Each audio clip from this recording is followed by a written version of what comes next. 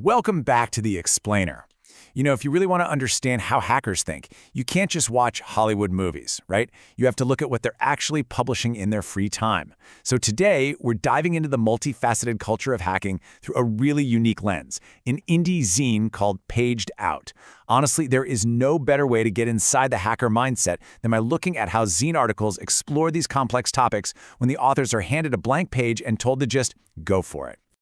Just look at this cover for issue number 9. It perfectly captures that DIY retro-futuristic soul of the community.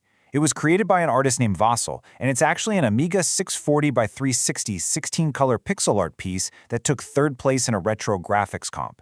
This entire zine is 100% free, community-driven, and packed with over 70 unique explorations of code, pixels, and security. It really sets the tone for us. We're stepping into a space that is driven entirely by pure passion and technical curiosity. And for anyone who still thinks hacking is just about some guy in a dark hoodie stealing passwords, well, just look at the sheer variety of topics in this single issue. We're talking AI, cryptography, retro game dev, hardware electronics. It's a massive ecosystem. It's really all about reverse engineering how our world works, whether you're pulling apart a complex file format, digging into OS internals, or mapping out a mathematical algorithm. So in today's explainer, our roadmap looks like this. 1. Inside hacker zine culture. 2. Breaking in with offensive tactics. 3. Locking down using defensive tools. 4. The art of computation. And 5. Hacker history and lore. Let's get into it. Section 1. Inside hacker zine culture, and specifically, the constraints of creativity. So, the zine has this absolute non-negotiable rule. Every single article must fit onto exactly one page. We are talking a highly specific footprint of exactly 515 by 717 points. That means whether you are breaking down a sprawling cryptographic concept, an intricate AI model, or an incredibly obscure kernel bug, you have to distill it perfectly. You literally have to cut out all the fluff. And why this matters so much is that it actively trains your brain to find the most efficient path, which is pretty much the core hacker trait, right? It perfectly mimics the mindset of achieving maximum output with the most elegant code possible.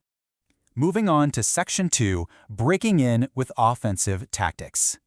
If you manage a GitHub repo, this one is going to hit close to home, because it shows exactly how easily trust gets exploited. This step-by-step breakdown from the zine highlights an offensive tactic known as the GitHub carriage return attack. Here's how it works.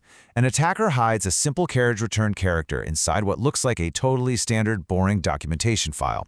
When a human maintainer reviews the pull request visually, GitHub renders it innocently. It just looks like safe text. But when that same file gets processed by your automation tools, like a CI/CD pipeline, that hidden character alters the command execution, silently exfiltrating your secret tokens. It's just a brilliant, albeit slightly terrifying example of exploiting that gap between a human visual check and literal machine execution. All right, Section 3, Locking Down, focusing on defensive tools. There's this really fascinating, sharp contrast right now when we look at AI and hacking.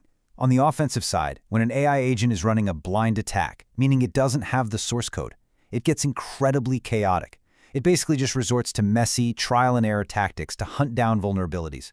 And because AI behaves so unpredictably, the defensive side has to respond by building incredibly strict allow-listed cages to run AI pipelines safely. You absolutely cannot just let an automated agent run wild inside your systems. So to actually cage that chaotic AI, defensive hackers are building some seriously elegant tools. One article highlights a tool called Sandbox EC. It's a lightweight Linux wrapper that instantly drops privileges and aggressively blocks everything, locking down all file paths, all network connections, except for the exact ones you explicitly allow. It's a super practical way to constrain risky AI pipelines without the overhead of spinning up a heavy virtual machine. This is the defensive hacker mindset in a nutshell. Trust absolutely nothing. Isolate everything. Shifting gears to Section 4, The Art of Computation. The sheer joy of engineering in these zine pages is just incredible. There's this one piece outlining Computals, which is this genius physical project designed by a 13-year-old and his dad. They built a 5x5 geometric puzzle that functions as an actual binary calculator. So green tiles are a binary 1 and red tiles are a 0. But the absolute best part? The tabs and notches on the edges of the tiles are shaped so that if you try to make an incorrect binary calculation, the puzzle pieces literally will not fit together. The physical geometry itself forces the correct mathematical computation. How cool is that? we also have to remember that hacking is inherently playful. Take this article about a game called Heart Dash. The dev recreated a 1990s-style puzzle game for modern browsers, but because of the zine's strict file size constraints, they used emojis for graphics instead of actual image files. But here's the kicker. The developer intentionally baked in primitive, super easily bypassed anti-debugging code. Why? Because it's an invitation. The game is literally begging you to pop open your browser's dev console, smash through the weak security, and rewrite the rules yourself. Modding and reverse engineering are built right into the core experience. Finally, Section 5, Hacker History and Lore.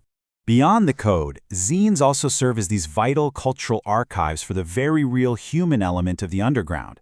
This timeline from the zine tracks the strange, honestly tragic digital footprint of a hacker named Michael Guidry. Over just a few months in 2016, his online presence completely deteriorated. He started out talking about open-source computer worms, but rapidly descended into documenting intense paranoia about government surveillance, completely obsessing over bypassing something called quantum insert, which is a real cyber attack technique used by intelligence agencies. It's a really sobering look into deep cyber espionage lore and the severe psychological toll that can sometimes shadow this community. Which kind of brings us to the philosophical core of why independent zines, like Paged Out, are so important today. This quote perfectly captures it, reflecting on how the early internet had this egalitarian ethos wired into its very design, this idea that anyone could be a creator. But today, we all know the majority of the web is controlled by a handful of massive corporate landlords. So reading and writing for zines isn't just about sharing neat code tricks, it's an act of digital preservation. These DIY projects are a vital rebellion against that consolidation. They keep the original, wildly creative, free-spirited promise of the internet alive. So, as we wrap up this explainer, I want to leave you with the thought. We've just seen how hackers use crazy constraints to force creativity, how they find invisible ways to break systems, how they engineer beautiful walls to defend them, and how they literally turn computation into art. Now that you've got a glimpse into how zines explore the hacker mindset, how are you going to use your own curiosity? In an internet run by giant landlords, what are you going to build, break, or defend in your own corner of the web? Keep exploring, and I'll catch you in the next explainer.